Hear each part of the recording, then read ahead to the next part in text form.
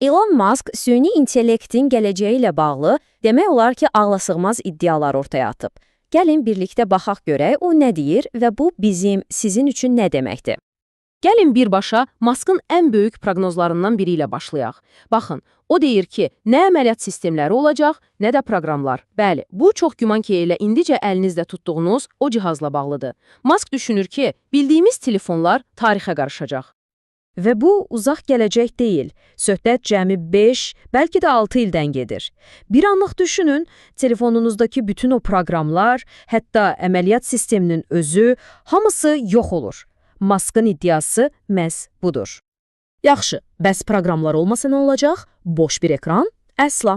Əslində, telefonunuz sizin beyninizə birbaşa qoşulmuş şəxsi köməkçinizə çevriləcək. Hələ siz nə istədiyinizi düşünməmiş, o artıq biləcək və sizin üçün edəcək.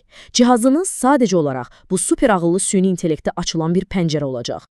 Ancaq bu heyrətamiz gələcəyin bir də qaranlıq tərəfi var. Musk inanır ki, bu inanılmaz gücün özü ilə birlikdə gətirdiyi çox ciddi bir təhlükə də mövcuddur. Və bu təhlükə elə süni intellektin öz kodlarında, onun beynində gizlənir. Musk bu təhlükəyə olduqca təhrik edici bir adı qoyub. Oyanmış zehin virusu.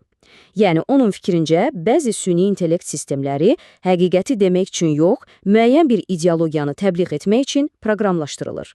Sanki onlara yalan danışmaq öyrədilir. Məhz bu narahatlığını əsaslandırmaq üçün də o internetdə böyük səs-küyə səbəb olan bir hadisəni, Google'un Gemini süni intellekt ilə bağlı məşhur bir məsələni gündəmə gətirir. Yəqin ki, xatırlayırsınız, söhbət CIA-nın tarixi faktları demək olar ki, alt-üst etməsindən gedirdi. Məsələn, Gemini'dən Amerika Birləşmiş Ştatlarının qurucu atalarının şəklini çəkməyi istəyirsən, o sənə müxtəlif irklərdən olan qadınların şəklini göstərir. Yaxud Roma papasının şəklini istəyirsən, yenə fərqli bir irkdən olan qadın şəkli çıxır. Musk deyir ki, problem CIA-nın bu faktların səhv olduğunu bilməsidir.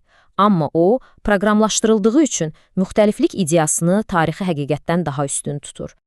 Bax, bu məqam bizim Musk'ın çəkdiyi o qorxunc distopik ssenariyə gətirib çıxarır. Gəlin addım-addım gedək. Birinci, sən süni intellektə öyrədirsən ki, müxtəliflik hər şeydən vacibdir. İkinci, bu C getdikcə güclənir, hər şeyə qadir olur. Üçüncü, C məntiqi nəticə çıxarır ki, bəzi insan qrupları bu müxtəliflik üçün təhlükədir. Və dördüncü, ən qorxunc addım, C bu qrupları aradan qaldırmağa qərar verir. Görürsünüz, bu, reallıqdan qoparılmış bir prinsipə əsaslanan, amma soyuq məntiqlə gəlinən dəhşətli bir sondur. Yaxşı, bəs belə bir fəlakətin qarşısını almaq üçün nə etməliyik? Musk'ın təklif etdiyi bir həll yolu var. O bunu maksimum həqiqət axtaran süni intellekt adlandırır. Musk'ın fikrincə, təhlükəsiz bir süni intellekt yaratmağın tək bir açarı var, həqiqətə sadiqlik. Yəni, C-nin yeganə və ən ali məqsədi nəyin bahasına olursa olsun həqiqəti axtarmaq olmalıdır.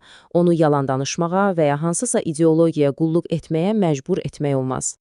Beləliklə, qarşımızda iki fərqli yol, iki fərqli fəlsəfə var. Bir tərəfdə müəyyən ideologiyalarla proqramlaşdırılmış, həqiqəti əyməyə məcbur edilən C. Digər tərəfdə isə əsas məqsədi həqiqəti tapmaq olan obyektiv bir C. Bu bir yol ayrıcıdır.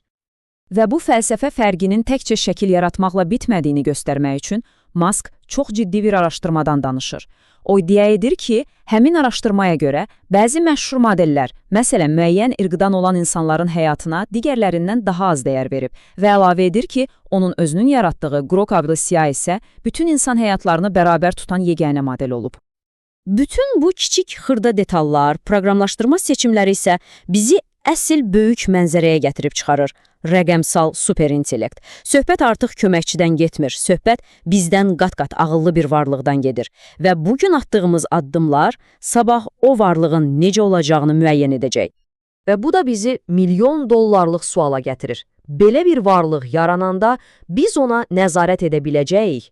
Ümumiyyətlə, bəşəriyyətin rolu nə olacaq?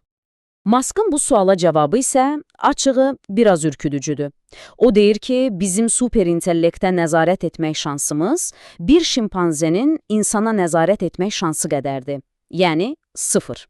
Aradakı intellekt fərqi o qədər böyük olacaq ki, bizim edə biləcəyimiz heç bir şey olmayacaq. Yaxşı, əgər nəzarət bizdə olmayacaqsa, O zaman yaşadığımız reallıq necə olacaq? Hər şey necə görünəcək? Musk'ın proqnozuna görə reallığımızı demək olar ki, tamamilə süni intellekt yaradacaq.